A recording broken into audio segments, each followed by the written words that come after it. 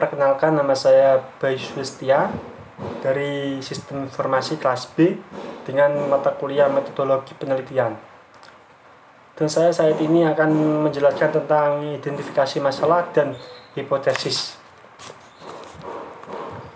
Yang pertama, identifikasi dan perumusan masalah.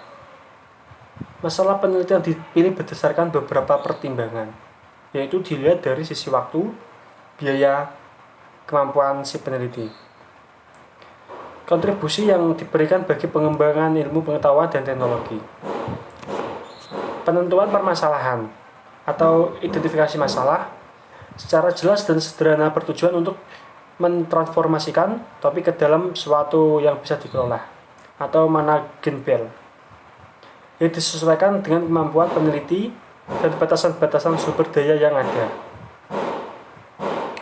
Sumber-sumber dalam pencarian masalah dapat berasal dari bacaan, pengamatan terhadap fakta yang ada di lapangan, berdasarkan pengalaman pribadi, maupun dihasilkan pertemuan-pertemuan ilmiah seperti seminar, diskusi, dan lokakarya.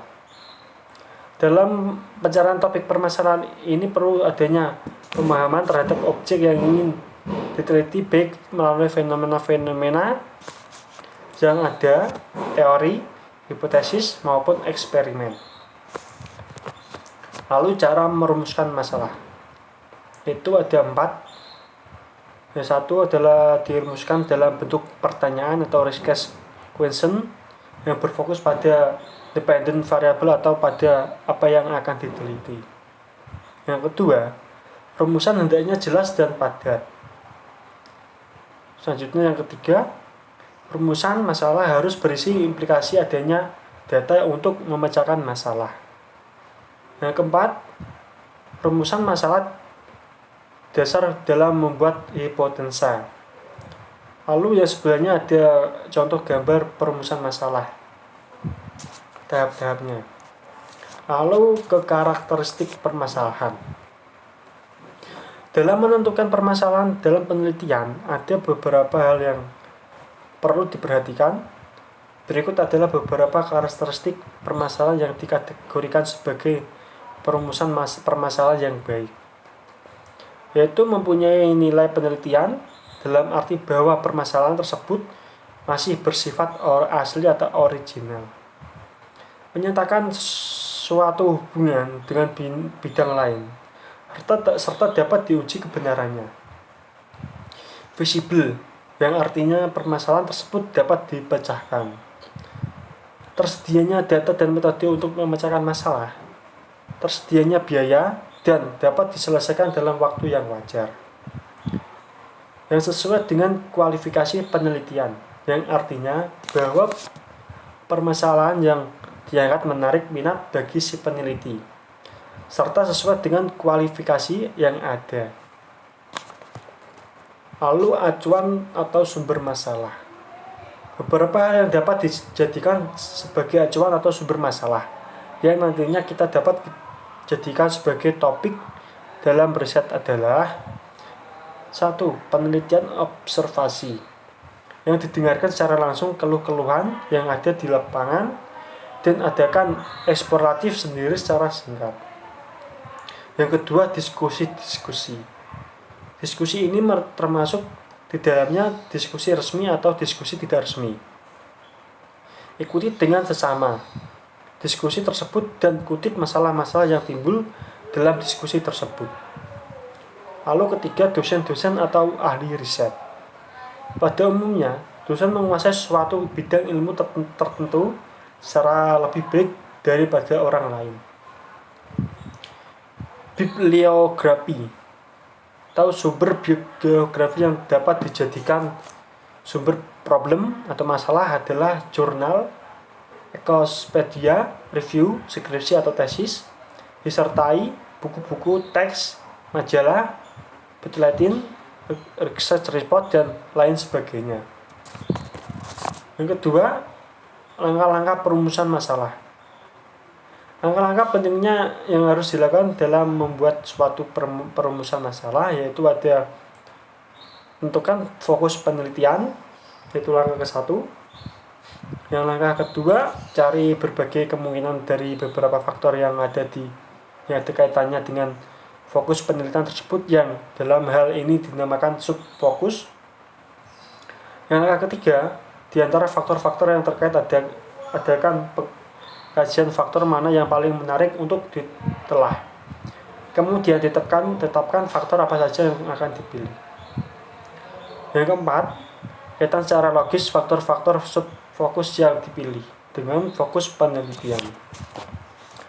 Lalu faktor dalam mengidentifikasi masalah.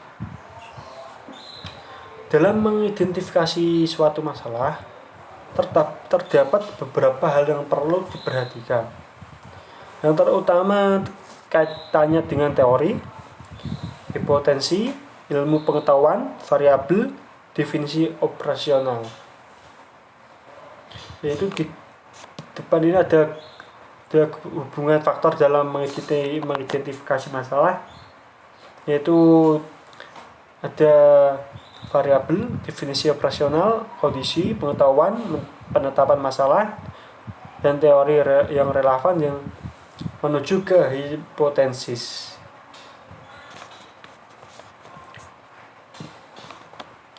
Contoh perumusan masalah yang dibuat dalam bentuk discuss question, yaitu contoh 1 dari jurnal online terintegrasi teknik informatika dari Andrian Suhardi, Fasikol UMB.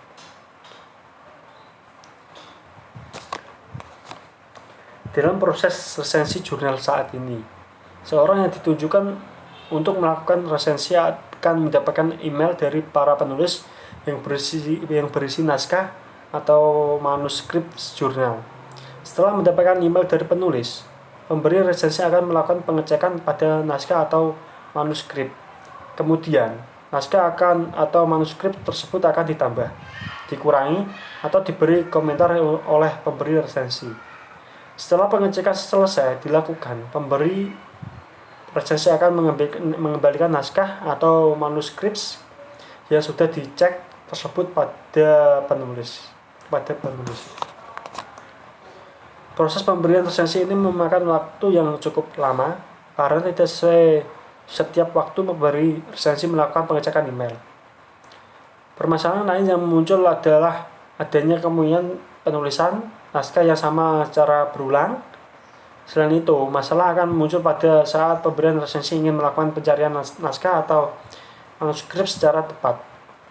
Pencarian akan sulit dilakukan karena data tercampur dengan email yang lain. Ditambah lagi resiko naskah atau manuskrip terhapus secara tidak sengaja juga sangat besar. Berdasarkan identifikasi masalah yang telah diuraikan di atas, diperoleh perumusan masalah sebagai berikut. 1. Bagaimana membuat sebuah aplikasi untuk membantu proses resensi antara penulis, pemberi resensi, dan editor sehingga berjalan lebih baik. Yang kedua, bagaimana mengatasi dokumentasi atau jurnal atau manuskrip agar tidak terjadi penulisan jurnal dengan judul yang sama. Dari contoh di atas dapat dilihat bahwa terdapat keselarasan antara latar belakang yang dipaparkan dengan rumusan masalah yang diangkat. Rumusan masalah yang diangkat dibuat dalam bentuk pertanyaan. Bisa dalam beberapa kalimat pertanyaan yang kesemuanya mencakup tentang masalah yang akan diteliti. Yang ketiga, hipotesis penelitian. Hipotesis merupakan jawaban teoritis atau jawaban sementara terhadap rumusan masalah penelitian dan belum merupakan jawaban empirik dengan dukungan data-data. Rumusan hipotesis biasanya diambil berdasarkan kumpulan teori yang sesuai dengan topik penelitian serta hasil dari penelitian terdahulu. Dasar yang kuat dalam merumuskan hipotesis yaitu riset problem, scope of the research, dan tujuannya. Lalu cara menyampaikan hipotesis dapat berupa hypothetical statement, misal IT investment meningkatkan kerja perusahaan. Lalu statistical hypothesis misal HO atau rata-rata pengunjung sebelum dan sesudahnya sama atau rata-rata jumlah customer sebelum dan sesudahnya yang sama. Lalu manfaat pengguna hipotensa. Tidak semua penelitian merupakan hipotensa. Misalnya pada penelitian yang bersifat deskriptif, penelitian eksploratif, dan penelitian yang bersifat kualitatif.